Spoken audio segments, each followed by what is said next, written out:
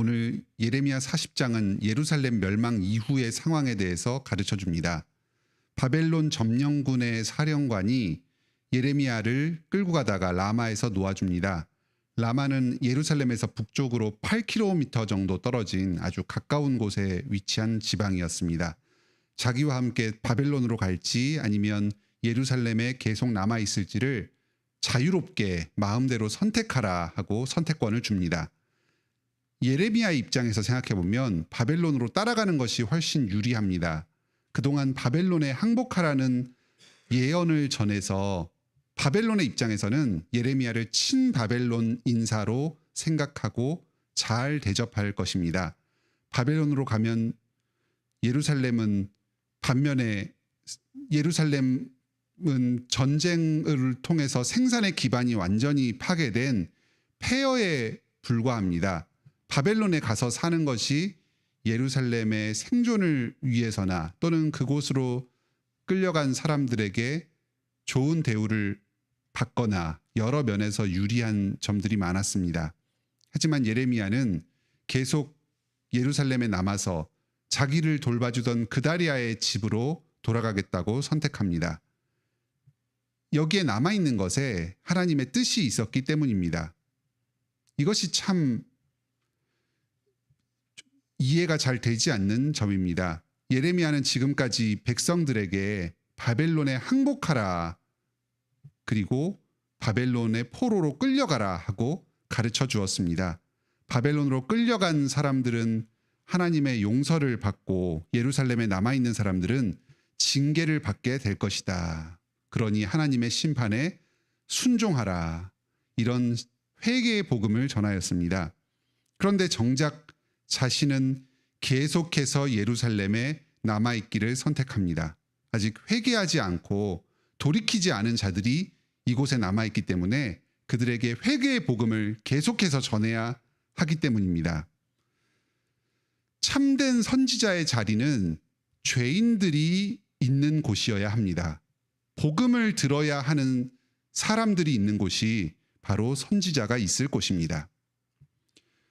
오늘도 우리가 사명의 자리를 생각할 때에 내가 쉽고 편한 곳을 고르기보다는 내가 정말로 있어야 할 곳, 나를 필요로 하는 사람들이 있는 곳이 어디인지를 먼저 생각해 봅시다. 복음이 정말 필요한 곳으로 가시길 바랍니다. 그곳에 하나님의 뜻이 있고 참된 기쁨과 행복이 있습니다. 예레미야를 돌봐주던 그다리아가 바벨론에 의해서 유다의 총독으로 임명이 됩니다. 남은 사람들이 그달리아에게 모여듭니다. 주변의 모압, 암몬 지방에서 살던 사람들도 전부 그달리아에게 모여듭니다. 그달리아가 사람들에게 위로의 메시지를 줍니다. 이 땅에서 바벨론 왕을 섬기면서 살자. 포도주와 여름 과일과 기름을 모으자. 예루살렘 멸망 이후의 삶은 바벨론 포로로 끌려가서 바벨론 지방에서 사는 사람과 예루살렘으로 계속 남아서 사는 사람들이 별반 다르지 않습니다. 각자의 자리에서 그 지역 제국을 통치하는 바벨론 왕에게 순종하면서 충성되고 안정되게 살아가는 것입니다. 하나님께서 회복시키실 때를 기다리면서 현실에 충실하게 살면 됩니다. 본문 12절에서는 소망의 메시지가 나옵니다. 포도주와 여름 과일을 심히 많이 모으니라. 그달랴 주변에서 거하면서 수확을 거두기 시작합니다. 그동안 하나님의 저주를 받아서 황폐해졌던 예루살렘 땅에 새롭게 소산이 맺히기 시작합니다. 이스라엘의 회복과 소망의 빛이 비추이는 것을 이렇게 나타냅니다. 그런데 이와 동시에 13절 이후로는 절망의 그림자가 다시 드리워집니다. 그달랴에게 몰려온 유다의 남은 군대 지휘관들이 암몬 지방에서 들려오는 소문을 전해줍니다. 이스마엘이 그달랴를 죽이고 반역을 일으키려고 한다. 그달랴는 안타깝게도 그 말을 믿지 않습니다. 바벨론이 강대국인데 왜 유다 백성들이 반역을 일으키겠느냐? 또 이스마엘은 왕족인데 왜 그 왕족이 반역을 일으키겠느냐? 그럴 사람이 아니다. 결국 41장에서 그달리아는 이 이스마엘의 손에 소문대로 죽임을 당하게 됩니다. 예루살렘에 남겨진 자들은 바벨론 심판 가운데서도 결코 회개하지 않습니다. 계속해서 하나님과 바벨론에 적대하는 모습을 보입니다. 우리는 이 세상의 죄악에 대해서 극률한 마음을 느끼면서 섬기면서 살아갑니다. 하지만 지나치게 그 세상의 죄악과 죄악된 사람들을 낙관적으로 바라봐서는 안 됩니다.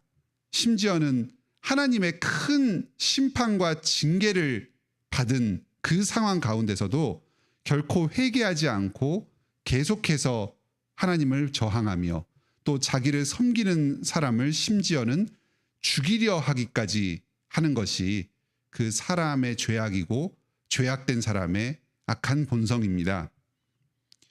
오늘 이 말씀을 통해서 우리에게 중요한 교훈 두 가지를 전해주십니다. 먼저 내가 쉽고 편한 자리를 찾기보다 나의 섬김을 필요로 하는 자리로 나아갑시다.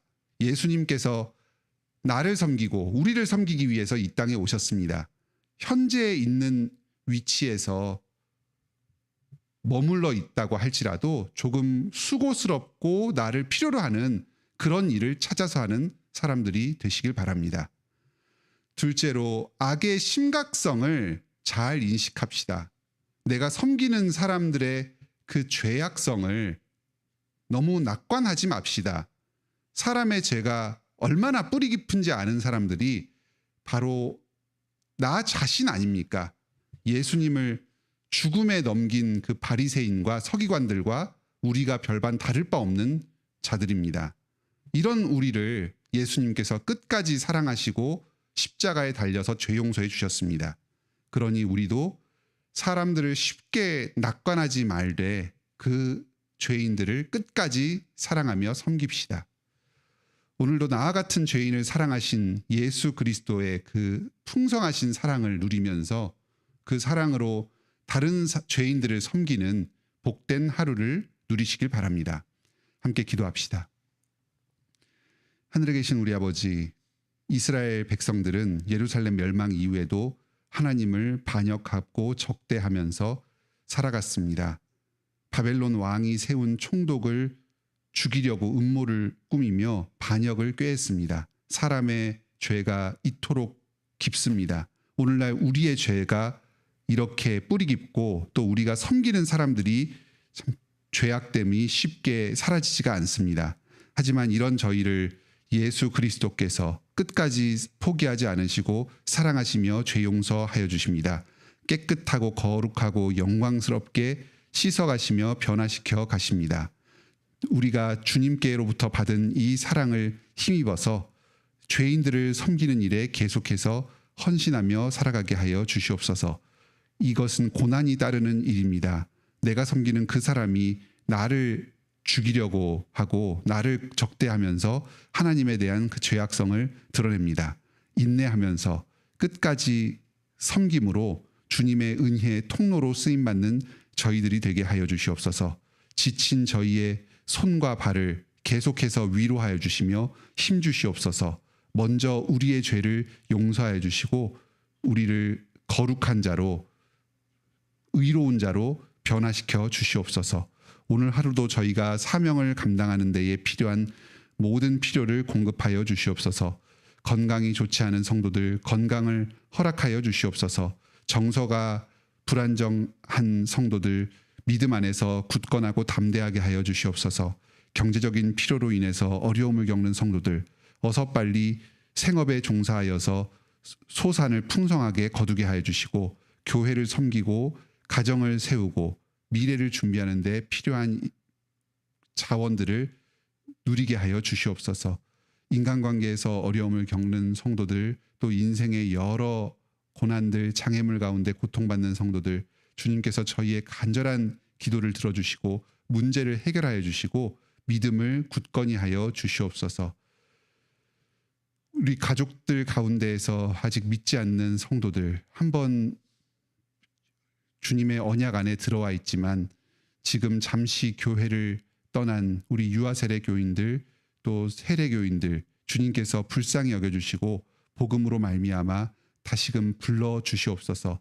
저희가 신실하게 사랑으로 말로 복음을 전하고 행동으로 복음을 전할 때에 저희의 이 복음을 사용하여 주셔서 그 사랑하는 가족들, 친지들을 다시 주님께로 불러 모아 주시옵소서.